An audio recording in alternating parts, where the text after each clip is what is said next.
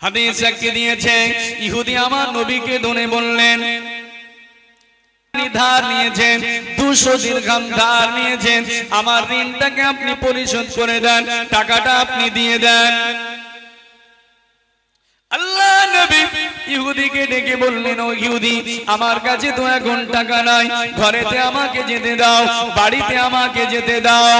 ইহুদির একটাই কথা, মুহাম্মদ সাল্লাল্লাহু আলাইহি সাল্লাম টাকা না দিয়ে ঘরে যেতে পারবেন না, টাকাটা দিয়েই তবে ঘরেতে চলে যান।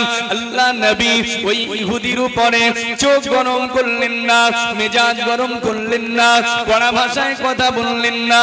আল্লাহ নবী ইহুদিকে বললেন, ভাই ইহুদি, টাকা তো এখন দিতে পারবো না, টাকা এখন দিতে পারবো না, আমাকে ঘরে যেতে দাও, যদি না বাড়িতে যেতে দাও আমার একটাই কথা, যতক্ষণ চাইবে আমি আপনার কাছে এখানে বন্দী হয়ে থাকবো, আপনার কাছে আমি আটক হয়ে থাকবো। ও আমার ভাইজানেরা, আল্লাহ নবী ইহুদির উপরে রাগ করলেন না, চোখ গরম করলেন না, মেজাজ গরম করলেন না। আল্লাহ নবী ইহুদির কাছে বন্দী, ইহুদি নবীকে আটক করে রেখেছে মদিনার মসজিদে নববী শরীফে। সাহাবায়ে কেরামেরা নবীকে খুঁজে পান না, আল্লাহ নবীকে না পেয়ে পরেশান হয়ে গেল।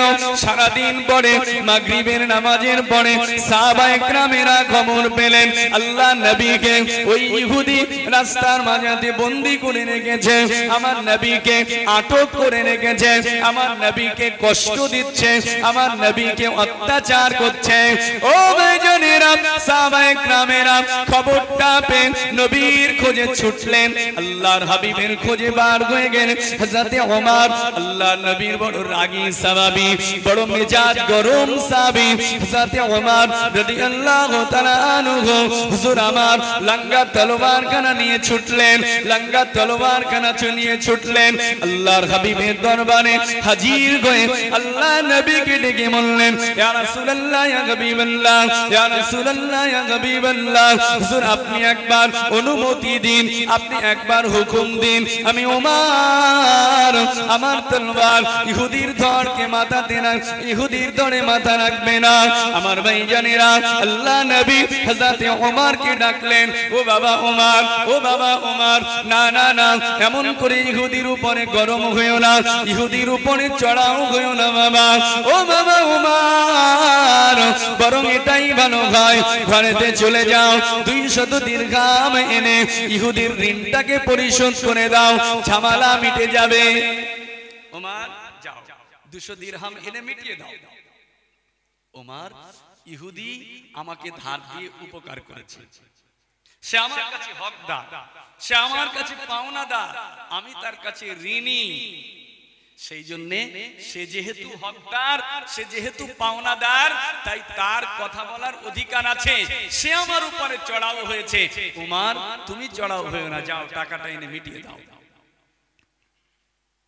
হযরত ওমর বাড়ির দিকে রওনা হলেন, আল্লাহ নবীর সামনে আর কথা বলতে পারলেন না।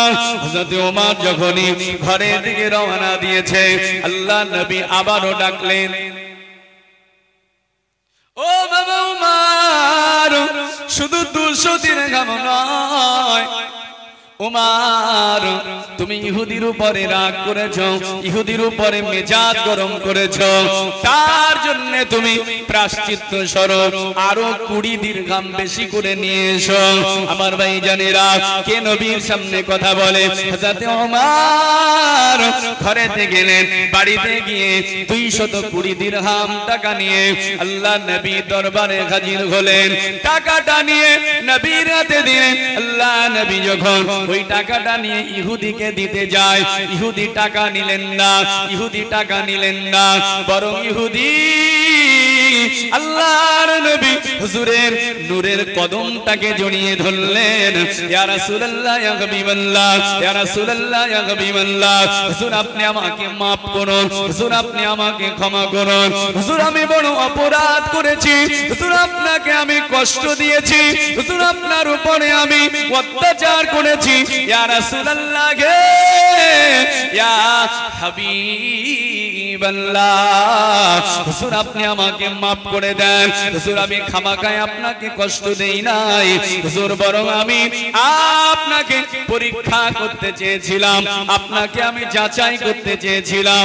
ইয়া রাসূলুল্লাহ, ইয়া হাবিবাল্লাহ, হুজুর আমি তাওরাত শরীফ পড়েছি, মুসা নবীর উপরে নাযিলকৃত তাওরাত আমি পড়েছি, তাওরাতের ভিতরে আমি আখেরি জামানার নবীর আদর্শটা আমি পড়েছি। ইয়া রাসূলুল্লাহ, ইয়া হাবিবাল্লাহ, আখেরি নবীর আদর্শ আমি পড়েছি। ওই তাওরাতের ভিতরে লেখা আছে আখেরি জামানা যিনি নবী হবে, আখেরি জামানার যিনি পয়গম্বর হবে, তার আদর্শ হবে সিলমান কাতাকা ওয়াফু আম্মান যালামাকা। আখেরি জামানার যিনি পয়গম্বর, ওই নবীর আদর্শ, ওই নবীর আখলাক হবে, তিনি আত্মীয়তার বন্ধন ছিন্ন করবেন না, বরং আত্মীয়তার বন্ধনকে প্রতিষ্ঠা করবেন। ওয়াফু আম্মান যালামাকা, ওই নবীর আদর্শ হবে, ওই নবীর অত্যাচার করলে অত্যাচারের বদলা অত্যাচার দেবে না, বরং ওই নবী অত্যাচারের বদলাটা ক্ষমা দিয়ে দেবে। আরেকটু জোরে বলুন সুবহানাল্লাহ। হুজুর আখির নবীর আদর্শ হবে ক্ষমা করে দেওয়া, অত্যাচার করলে ক্ষমা করবে, মাফ করবে। ইয়া রাসূলুল্লাহ, ইয়া হাবিবাল্লাহ, হুজুর আপনাকে আমি চিনতে পেরেছি, আপনি সেই আখেরি নবী। ইয়া রাসূলুল্লাহ, ইয়া হাবিবাল্লাহ, আর দেরি নয়, এই মুহূর্তের মধ্যে আপনি আমাকে ঈমানের কালেমা খানা পড়িয়ে চিরতরের মতো মুসলমান বানিয়ে নিন। আরেকটু জোরে হবে না? তাহলে এই আদর্শে মানুষ ইসলাম পেয়েছে, আদর্শে পৃথিবীতে জয় হয়েছে। আমার ভাইরা, অতএব আপনার কাজ হবে সৃষ্টির সঙ্গে ভালো ব্যবহার করা। আল্লাহ ধারাবাহিক বলে দিয়েছে, আব্বা মা, জিল কুরবা, এতিম, মিসকিন, পৃথিবীর সকল মানুষ সবার সাথে ভালো ব্যবহার, সবার সাথে উত্তম ব্যবহার। প্রিয় ভাইরা, আমরা হচ্ছি আশরাফুল মাখলুকাত। আল্লাহ আমাদেরকে সৃষ্টির সেরা করেছে, সবচেয়ে সেরা মাখলুক আমরা মানুষ। আল্লাহ এখানে সব বলেছে মানুষের ব্যাপারে। খুব ভালো করে বুঝুন, মানুষের সঙ্গে ভালো ব্যবহার করলে কত উত্তম পুরস্কার পাওয়া যাবে। পশু পাখির সাথে যদি ভালো ব্যবহার করা হয়, পশু পক্ষীর সঙ্গে যদি উত্তম আচরণ আপনার দ্বারা হয়, তার পুরস্কার জান্নাত। আল্লাহর সৃষ্টিকে ভালোবাসতে হবে। আমরা ফুরফুরা শরীফের মুজাদ্দিদে জামান দাদা হুজুর পীর কিবলা রহমাতুল্লাহ আলাইহি তার মাসলাকের অনুসারী, আমরা দাদা পীরের মাসলাকের মানুষ।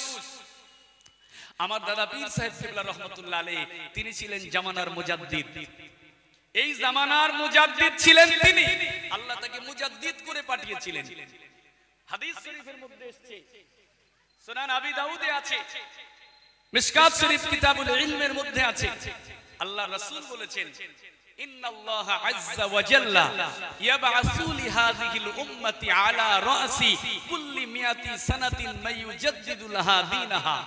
আল্লাহ পাক প্রতি শতাব্দীর শুরুতে অথবা শেষে এই পৃথিবীতে যখন কুসংস্কারে আচ্ছন্ন হয়, মানুষ যখন শিরিক বিদআতের মধ্যে লিপ্ত হয়, মানুষ যখন শিরিক বিদআতের মধ্যে আচ্ছাদিত হয়, পৃথিবী যখন কুসংস্কারে আচ্ছাদিত হয়ে যায়, এই পৃথিবীটাকে কুসংস্কার থেকে সংস্কার করার জন্য, বিদআতকে দূরীভূত করার জন্য, সঠিক দ্বীনকে প্রতিষ্ঠার জন্য আল্লাহ রাব্বুল আলামিন এই উম্মতের কাছে প্রতি শতাব্দীর শুরুতে অথবা শেষে একজন করে মুজাদ্দিদ পাঠান। সেই মুজাদ্দিদ এসে আবার দ্বীনের ভিতরে সংস্কার করে। জোরে বলুন সুবহানাল্লাহ। আমাদের মুজাদ্দিদ জামান দাদা হুজুর পীর কিবলা ছিলেন সেই ব্যক্তি। আল্লাহর পক্ষ থেকে খুব ভালো করে বুঝবেন, এখানে বিসাত শব্দ আল্লাহ বলেছেন, ইয়া রাসূলুল্লাহ বলেছেন, ইয়াবআসু লিহাযিহিল উম্মাহ, উম্মতের জন্য প্রেরিত হয়। আল্লাহ আল্লাহর হাবিব বিসাত শব্দ ব্যবহার করেছেন। এই বিসাত শব্দটা নবীদের জন্য প্রযোজ্য, কিন্তু নবী মুজাদ্দিদের ব্যাপারে বেসাত শব্দ ব্যবহার করেছে। এ থেকে মুহাদ্দিসিনে কিরাম বলেছেন যে নবীর দরওয়াজা যেহেতু বন্ধ হয়ে গিয়েছে, সেই জন্য আল্লাহ পাক নবীর দরওয়াজা বন্ধ করে দিয়েছে, তাই তার পরিবর্তে আল্লাহ পৃথিবীতে নবীদের কাজ সাধন করার জন্য মুজাদ্দিদ পাঠান। একবার জোরে বলুন সুবহানাল্লাহ। সেই মুজাদ্দিদ দাদা হুজুর পীর কিবলা, তিনি তার জীবনে সর্বশেষ একটা সংগঠন করেছিলেন। জানেন সংগঠনটার নাম কি? সর্বশেষ হুজুরের সংগঠন ছিল। তিনি শুধু দিন নিয়ে পড়ে থাকতেন না, সমাজ নিয়ে চিন্তা করতেন, আল্লাহর সৃষ্টি নিয়ে তিনি ভাবতেন, ভেবেছেন। তাই তার জীবনের সর্বশেষ যে সংগঠন, সেটার নাম হচ্ছে জমিয়তে উলামায়ে বাংলা। জমিয়তে উলামায়ে বাংলা প্রথম ছিল জমিয়তে উলামায়ে বাংলা আসাম। পরবর্তীতে শেষ জীবনে আসামটাকে কেটে শেষ সংগঠন হচ্ছে জমিয়তে উলামায়ে বাংলা। এই জমিয়তে উলামায়ে বাংলা, এই সংগঠনের কিছু নীতিমালা ছিল, কাজ ছিল। তো হেডিং হচ্ছে এই সংগঠনের কাজ, এই সংগঠনের নীতিমালা হচ্ছে তাহাফফুজে দ্বীন খিদমতে খালক। তাহাফফুজে দ্বীন খিদমতে খালক। এক নাম্বার হচ্ছে দ্বীনের হেফাজত। এই জলসা মাহফিল হচ্ছে, এটা দ্বীনের হেফাজতের কাজ হচ্ছে, দ্বীনের কাজ হচ্ছে।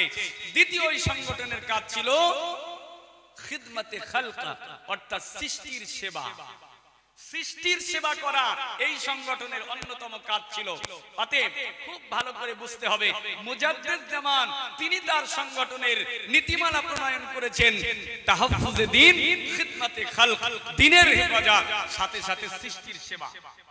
এই সৃষ্টির সেবা কত বড় কাজ একবার চিন্তা করেন।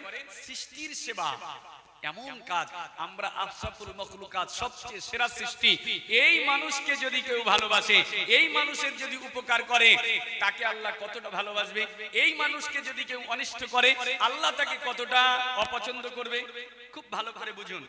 হাদিস সাক্ষী দিয়েছে একজন মহিলা, সহিহ বুখারীর হাদিস, একজন মহিলা সারা জীবন ব্যভিচার করেছে, জিনা করেছে।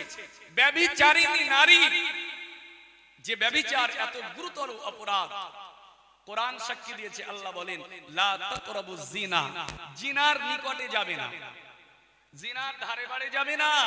ইন্নাহু কানা ফাহিশাতান ওয়া সাআ সাবিলা, নিশ্চয়ই এটা অশ্লীল কাজ, মন্দ পথ। জিনা করা দূরের কথা, জিনার নিকটে যেতে নিষেধ। আর যারা ব্যভিচারে লিপ্ত হয়, তাদের জন্য কঠিন শাস্তি ঘোষণা আল্লাহ কোরআনে দিয়ে দিয়েছে। প্রিয় ভাইরা, আমি ওই আলোচনায় ঢুকছি না। সেই ব্যভিচারিণী নারী সারা জীবন ব্যভিচার করেছে, জঘন্য অপরাধ করেছে। এই রকম নারী তার শেষ বয়সে, পৌর বয়সে এসে, তার যৌবন শেষ, এই রকম সময়ে সে একদিন রাস্তা দিয়ে হেঁটে হেঁটে যাচ্ছে, পথে চলছে, রাস্তায় হাঁটতে হাঁটতে হঠাৎ করে দেখতে পেল একটা পিপাসার্ত কুকুর, পিপাসায় একেবারে তার ওষ্ঠগত, জিহবা ওষ্ঠগত মরণাপন্ন, এখনই সে পানি না পেয়ে মারা যাবে, জিহবাটা বার হয়ে গেছে। কুকুর, কুকুর নিকৃষ্ট জীব, যার গায়ে যদি আপনার ভিজে, কুকুরের গায়ে যদি আপনার শুকনো জামাটা, পোশাকটা ভালো করে পরিষ্কার করে আপনি মেলে দিয়েছেন, ওই ভিজে কুকুরের গায়ে যদি লেগে যায়, আপনার কাপড়টা অটোমেটিক নাপাক হয়ে যাবে। আবার কুকুরের গা শুকনো আছে, আপনার জামাটা আপনি পরিষ্কার করে এই মাত্র রৌদ্রে দিয়েছেন, ওই ভিজে জামায় যদি কুকুরের গাটা লেগে যায়, তাও আপনার জামাটা অপবিত্র হয়ে যাবে, ওতে আর নামাজ হবে না। তাহলে কুকুর কি একটা নিকৃষ্ট নাপাক প্রাণী, সৃষ্টিগতভাবে নাপাক। এই নাপাক প্রাণী যার গায়ে পোশাক থাকলে নাপাক হয়ে যায়, অপবিত্র হয়, সেই কুকুর মরণাপন্ন, পিপাসায় তার জিহ্বা ওষ্ঠগত, এক্ষুনি মারা যাবে। ওই মহিলাটি, ব্যভিচারিণী নারীটি দেখতে পেলে কুকুরটি মারা যাবে, তাই সে কি করেছে, তাড়াতাড়ি করে তার গায়ে পোশাকটাকে নিয়ে, ওড়নাটাকে খুলে নিয়ে কূপের ভিতরে দিয়ে তার কাপড়ের পানিটা তুলে কুকুরের গালে দিয়েছে। কুকুরটা পানিটা খেয়ে পান করে কুকুরটা বেঁচে গিয়েছে, কুকুরটা জীবন ফিরে পেয়েছে। এই ভালো কাজ, একটা নিকৃষ্ট নাপাক প্রাণীকে বাঁচিয়েছে। মুসলমানের ছেলেরা, ওই মহিলা ব্যভিচারিণী নারী সারা জীবন ব্যভিচার করেছে, গুনাহ করেছে, অন্যায় করেছে। ওই নারী তার একটা সামান্য ভালো কাজ, তার কাপড় দিয়ে পানি তুলে মরণাপন্ন কুকুরের গালেতে দিয়েছে। কুকুরটা পানিটা পান করে জীবন ফিরে পেল। আল্লাহ পাক ওই নারীর প্রতি এত খুশি হয়ে গিয়েছে। এই সামান্য একটা ভালো কাজের কারণে আল্লাহ পাক ওই ব্যভিচারিণী নারীর জীবনের সমস্ত পাপকে মাফ করে দিয়েছে।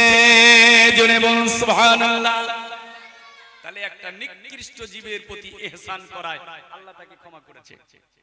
আবার দেখেন, সহিহ মুসলিমের মধ্যে এসেছে, একজন মহিলা, একটা নারী, সে একটা বিড়াল ধরেছিল। বিড়ালকে ধরে খাঁচায় বন্দী করেছে। মুসলিম শরীফ কিতাবুল বিররি ওয়াস সিলা এই অধ্যায়ের ভিতরে এসেছে, মহিলাটি একটি বিড়াল ধরেছে, ধরে তাকে খাঁচায় বন্দী করেছে। তাকে নির্দিষ্ট সময় খেতে দেয়নি, নির্দিষ্ট সময় তাকে পান করতে দেয়নি, তাকে ছেড়েও দেয়নি সে বাইরে থেকে ঘুরে ফিরে খাবে। এক পর্যায়ে ওই বিড়ালটা না খেতে পেয়ে, না পান করে বিড়ালটা মারা গেছে, বিড়ালটা মরে গেছে।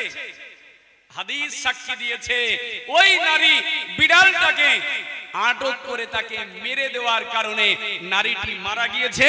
রাসূলুল্লাহ বলেন ফাদাখালান নার, সঙ্গে সঙ্গে ওই নারী জাহান্নামী হয়ে গেছে, সে জাহান্নামে চলে গেছে।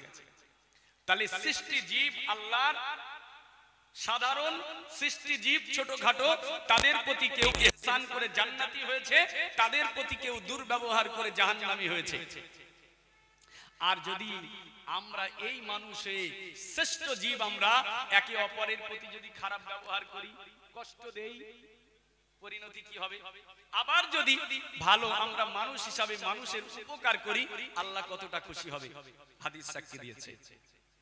ভাইরা আমার, দোস্তরা আমার, নিকৃষ্ট জীবেদের প্রতি যদি ইহসান করে জান্নাত পাওয়া যায়, তাদের প্রতি দুর্ব্যবহার করে কষ্ট দিয়ে যদি জাহান্নামী হতে হয়। মানুষ মানুষের প্রতি ভালো ব্যবহার করলে পুরস্কার কি হবে? মানুষ মানুষের প্রতি দুর্ব্যবহার করলে পরিণতি কি হবে? একটা হাদিস শুনে রেখে দেন, এটাও মুসলিম শরীফের মধ্যে এসেছে।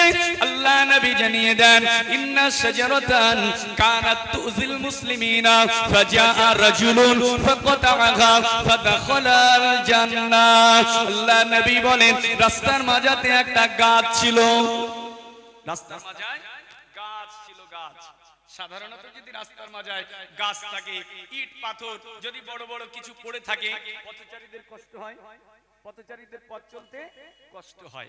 তো রাস্তার মাঝে একটা গাছ ছিল, যে গাছটা পথচারীদের পথ চলতে কষ্ট দিত। আল্লাহর বান্দারা পথ চলতে কষ্ট পেত, কষ্ট হতো। নবী আমার জানিয়ে দেন, ওই রাস্তার মাঝে গাছ ছিল, কানাত তুযিল মুসলিমিনা, ওই গাছটা মুসলমানদের পথ চলতে কষ্ট দিত, মুসলমানদের পথ চলতে কষ্ট হতো। নবী আমার জানিয়ে দেন, ফাজাআ রাজুলুন ফাকাতাআহা, একজন ব্যক্তি আসলো, রাস্তার মাঝে থেকে গাছটাকে পরিষ্কার করে দিল, গাছটাকে কেটে দিল। আল্লাহ নবী জানান, ফাদাখালাল জান্নাহ, এই গাছ কেটে রাস্তা পরিষ্কার করে দেওয়ার কারণে, আল্লাহর বান্দাদের পথ চলতে সহজ করে দেওয়ার জন্য আমার আল্লাহ দয়াময় দয়া করে ওই ব্যক্তির জন্য তার জান্নাতটাকে জান্নাতে দাখিল করে দিলেন। জোরে বলুন সুবহানাল্লাহ, আর একটু জোরে বলুন সুবহানাল্লাহ। অতএব সৃষ্টির সেবা, মানুষ মানুষের সঙ্গে ভালো আচরণ করেন, মানুষ মানুষের সঙ্গে ভালো ব্যবহার করেন, মানুষকে কষ্ট দেবেন না, মানুষকে দুঃখ দেবেন না। আপনি মানুষকে অত্যাচার করবেন, মানুষের উপরে বিনা অন্যায় আপনি মারবেন, জেনে রাখবেন এই হিসাব কিয়ামতের ময়দানে আপনাকে দিতেই হবে। এই হিসাব না দিয়ে আপনি নামাজ পড়ে, জিকির করে, ইবাদত করে আপনি জান্নাত যেতে পারবেন না। বাধা আপনার জন্য হবেই, বাধা আপনার জন্য হবেই। কিয়ামত বড় কঠিন দিন, সেদিনে ছাড় পাওয়ার জন্য আপনাকে কোরআন হাদিস ফলো করে চলতে হবে। আপনি মানুষ হন, আগে মানুষের মতো মানুষ তৈরি হন, তারপরে আপনি নামাজের কাতারে আসেন। আমার আলোচনা ছিল আগে মানুষ হন, তারপরে নামাজ। অতএব সৃষ্টির দিকে খেয়াল রাখুন, মানুষ মানুষের দিকে খেয়াল রাখুন, তারপরে আল্লাহর নামাজ পড়েন, আপনি জান্নাত পেয়ে যাবেন। শুধু মাথা ঠুকবেন আর আপনি হুকুকুল ইবাদতকে নষ্ট করবেন, কিয়ামতে আপনি জান্নাত পাবেন না, বড় কঠিন হয়ে যাবে কিয়ামতের দিনটা। আসুন আমার আলোচনা, পূর্বের আলোচনাতে আয়াতের দিকে চলে আসি। আয়াত ছিল কটা হুকুম কোরআনের আয়াতে মনে আছে? আমার আলোচ্য বিষয় আল্লাহ কটি হুকুম দিয়েছে আয়াতের ভিতরে? 8টা। এই বাচ্চারাই বোধহয় শুনেছে। হুকুম ছিল, আবার অনেকে প্রথমে ছিল না, তারা জানে না। তো আল্লাহর হুকুম ছিল একটি আয়াতে 8টি।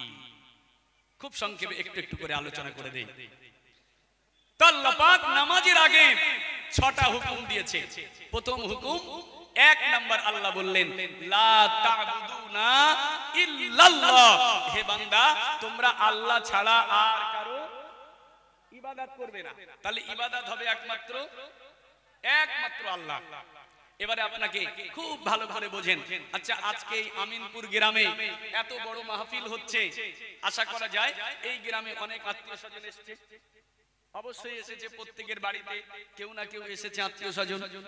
এখন ইবাদত হবে, আল্লাহ বলছে শুধুমাত্র কেবলমাত্র ইবাদত হবে আল্লাহর, আর কারণ নয়। খুব ব্রেনটে ঢোকান। আজকে আপনার বাড়িতে কারো বাড়িতে বেই এসেছে, কারো বাড়িতে ভাইরা ভাই এসেছে, কারো বাড়িতে শালা এসেছে। আপনি একজন নামাজি, আপনি মুসল্লি, আপনি নামাজ পড়েন 5 ওয়াক্ত। আজকেও এশার নামাজ পড়ে এসে বসেছেন, আবার ফজরের নামাজে যথারীতি আপনি ফজরের নামাজ পড়বেন। আর আপনার যে বেইটা এসেছে সে জীবনে নামাজ পড়ে না। আরে এ তো বেই তো দূরের কথা, বলতে নেই। প্রিয় ভাই, একটা বক্তার সাথে বক্তারা, আলহামদুলিল্লাহ, আচ্ছা ঠিক আছে, ওটা ছেড়ে দিলাম। আমার ভাইরা, তো অনেক বেয়াই সাহেব আসবে, তারা নামাজ পড়ে না। শালা বাবু আসবে, নামাজ পড়ে না। ভাইরা ভাই নামাজ পড়ে না। আজকে আপনি 5 ওয়াক্ত নামাজি, ভোরবেলা আপনি নামাজ পড়তে আসবেন, সে সারা রাত ভাবছে আমি তো বেনামাজি, আমার বেয়াই সাহেব নামাজি, আমার বোনাই নামাজি, ভাইরা ভাই নামাজি, আমি ভোরবেলা যদি ঘুমাই এটা দেখতে খুব খারাপ লাগে। তাই আজকে যাই হোক তাই হোক, মানি না মানি, বেই সাহেব নামাজ পড়তে যাবে, ওই সাথে আজকে আমি মসজিদে ফজরে নামাজ পড়তে যাব। সে ফজরের নামাজটা পড়লো। আচ্ছা বলেন, এই যে বেয়াই সাহেব এসে মসজিদে নামাজটা পড়লো আপনার সাথে, এই নামাজটা আল্লাহর জন্য কি হলো? এই নামাজটা আল্লাহর জন্য হয়েছে না? ওটা এই বাবাজি ভাইরা একটু আস্তে কথা বলেন, আপনি একটু আস্তে কথা বলেন। তো এই নামাজটা আল্লাহর জন্য হলো না, এই নামাজটা হলো বেয়াইকে দেখানোর জন্য, বেইর উদ্দেশ্যে হলো, এটা আল্লাহর জন্য নয়।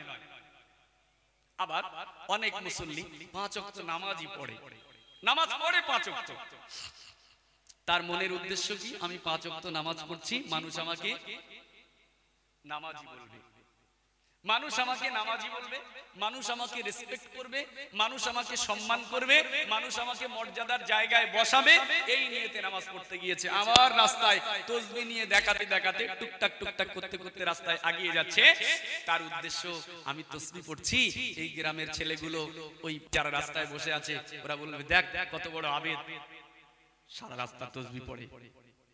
আচ্ছা, এই যে তার উদ্দেশ্যটা, এই নামাজটা কি প্রকৃত পক্ষে সে আল্লাহর জন্য পড়েছে? এই ইবাদতটি কি প্রকৃত আল্লাহর জন্য হলো? না, কখনোই না। বরং এই নামাজটা আল্লাহর জন্য নয়, এই ইবাদতটা হলো মানুষকে দেখানোর জন্য।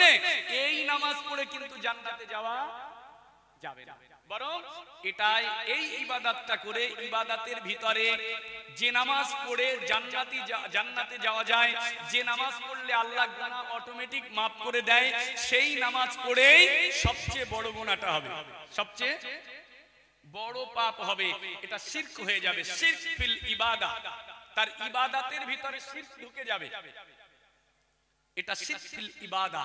এটা করে আরো বড় গুনাহটা সে করে ফেললো। আর শিরক করলে কত বড় গুনাহ আল্লাহ কোরআন মাজিদে জানিয়েছে। এই পৃথিবীর জমিনে আল্লাহ পাকের একজন বড় আবেদ বান্দা ছিলেন। দুনিয়ার জমিনে আল্লাহ পাকের একজন বড় পছন্দনীয় মনোনীত বান্দা ছিলেন। তিনি দুনিয়াতে অনেক মুফাসসিরিনে কিরাম বলেছেন তিনি নবী ছিলেন, তবে অধিকাংশ মুফাসসিরিনে কিরামের অভিমত হলো তিনি নবী ছিলেন না, বরং তিনি ছিলেন আল্লাহ পাকের একজন আবেদ বান্দা, আল্লাহর বড় আবেদ বান্দা। আল্লাহ পাক তাকে বড় ইলম দিয়েছিলেন, আল্লাহ তাকে অনেক হিকমত দিয়েছিলেন। তার নাম হলো হযরত লুকমান আলাইহিস সালাম। তাকে লুকমান হাকিম বলে ডাকা হয়। এই ব্যক্তির নাম কোরআন মাজিদে এসেছে। এই লুকমান, তার নামে আল্লাহ পাক কোরআন মাজিদে একটা সূরাও নাযিল করেছে, সূরাতুল লুকমান। এই সূরা লুকমানের ভিতরে এসেছে লুকমান আলাইহিস সালাম আল্লাহ পাক তাকে এত পছন্দ করেছিলেন, আল্লাহ পাক তাকে এত ভালোবেসেছিলেন। এই ব্যক্তিটা তার ওফাতের সময়, তার ইন্তেকালের সময়, তার মৃত্যুর সময়ে তার কলিজার টুকরা সন্তানদেরকে ডেকে ডেকে ডেকে ডেকে কিছু ওসিয়াত করেছিল, কিছু নসিহত করেছিল, কিছু ওয়াজ করেছিল। ওই ওসিয়াত গুলো আমার আল্লাহ পাকের এত পছন্দ হয়ে গিয়েছিলেন। আমার আল্লাহ পাক হযরত লুকমান আলাইহিস সালাম তার ওই ওসিয়াত গুলো ভালোবেসে কোরআন মাজিদে উম্মতে মুহাম্মাদির জন্য কোরআন হিসাবে নাযিল করেছে। জোরে বলুন।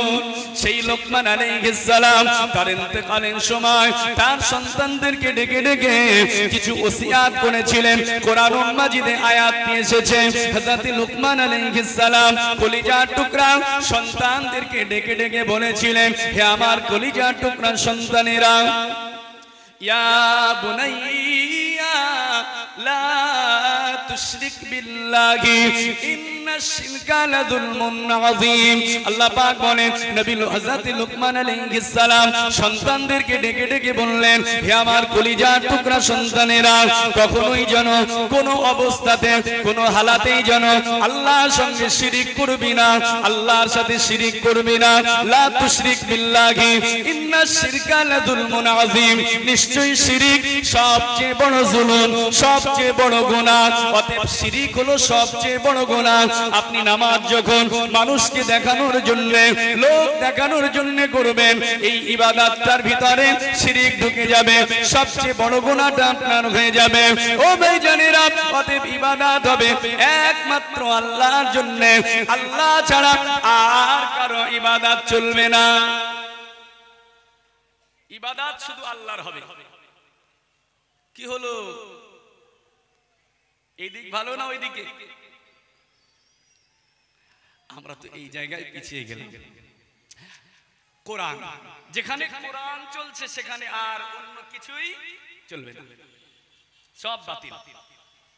কোরআন, কোরআনের আলোচনা যখন হয় তখন আল্লাহ বলে দিয়েছে আপনার অবস্থাটা কি হবে। দেখেন, আপনি এখনই চিন্তা করেন আপনি কেমন মুসলমান, আপনি কেমন মুমিন, একবার ভেবে দেখেন। আল্লাহ বলছে কোরআন যখন আলোচনা হবে, ফাইযা কুরিয়াল কুরআনু ফাসতামিউ লাহু ওয়া আনসিতু লাআল্লাকুম তুরহামুন।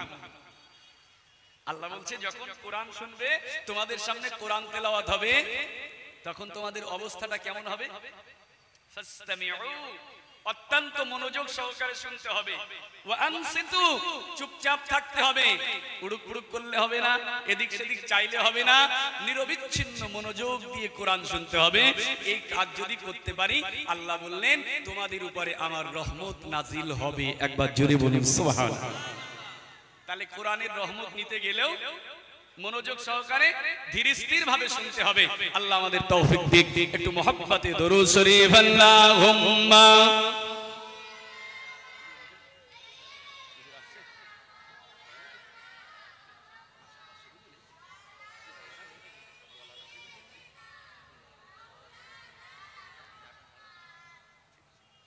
আল্লাহুম্মা সাল্লি আলা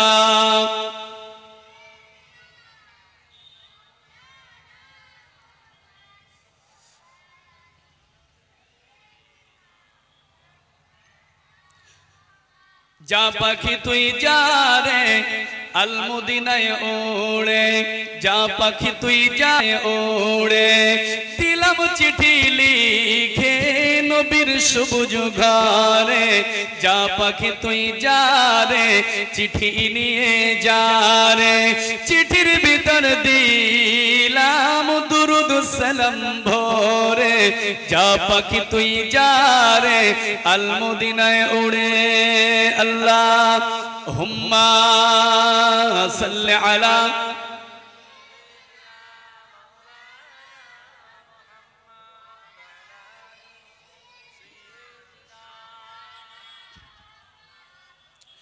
আমার ভাইরা তাহলে ইবাদত হবে শুধুমাত্র আল্লাহর জন্য আর কারো নয় কোনো কারণেই আল্লাহর জায়গায় আর কাউকে রাখা যাবে না অন্য কারো ইবাদতের জন্য গ্রহণ করা যাবে না প্রিয় ভাইরা আমি শিরকের বিষয়টা এই পর্যন্ত রাখছি দেখি কয়েকটা আলোচনা করা যায় না যায় কিনা আসুন এরপরে আল্লাহর দ্বিতীয় হুকুম ছিল কি ওয়াবিল ওয়ালিদাইনি ইহসানা আল্লাহ ছাড়া কারো ইবাদত না শুধু আল্লাহকে ইবাদত করতে হবে দ্বিতীয় আল্লাহ বললেন ওয়াবিল ওয়ালিদাইনি ইহসানা এরপরে তোমাদের পিতামাতা তোমাদের আব্বা মা তোমাদের জনম দুঃখিনী মা তোমাদের গর্ভধারণী মা তোমাদের আব্বা এই পিতামাতার সঙ্গে তোমরা উত্তম ব্যবহার করবে জোরে বলুন সুবহানাল্লাহ পিতামাতা আমাদের জন্য বড়ই নিয়ামত পিতামাতা আমাদের জন্য বড়ই নিয়ামত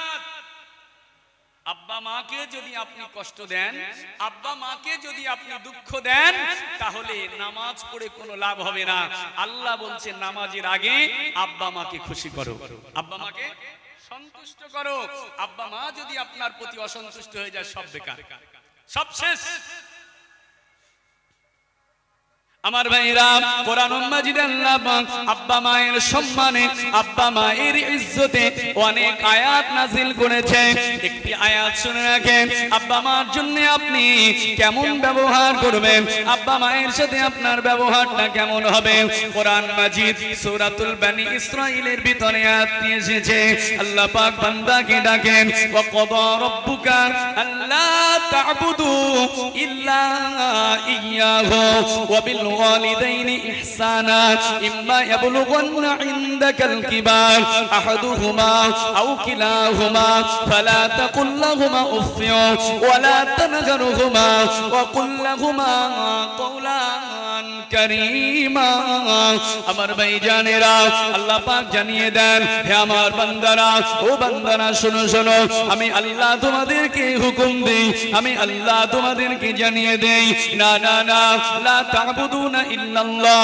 আল্লাহ ছাড়া কারো ইবাদত করবে না ওয়াবিল ওয়ালিদাইনি ইহসানা পিতামাতার সাথে ভালো ব্যবহার করবে ও বান্দারা শোনো শোনো ইম্মা ইয়াবলুগান্না ইনদাকাল কিবার আহাদুহুমা আও কিলাহুমা হে বান্দা তোমাদের পিতামাতা তোমাদের জন্য বড় নিয়ামত বান্দানে তুমি যখন ছোট ছিলে বাচ্চা ছিলে মা তোমাকে এত ভালোবেসেছে তোমার মা শীতের রাতে তুমি যখন একবার রাতের বেলাতে কান্না গুনেছিলে তোমার মা শীতের পোশাকটাকে ছেড়ে দিয়ে শীতের আরামের বিছানাটাকে ছেড়ে দিয়ে সন্তানকে দিয়েছে সন্তানকে কান্না থামানোর জন্য মা ব্যতিব্যস্ত হয়ে পড়েছে ও সন্তান রে তুমি ছোটবেলাতে আব্বা মায়ের সাথে নিয়ে রাস্তায় গিয়েছো বাজারে গিয়েছো একটা কথা আব্বা মাকে বারবার বারবার একটা কথা দুবার পাঁচবার 10 বার 20 বার 50 বার জিজ্ঞেস করেছো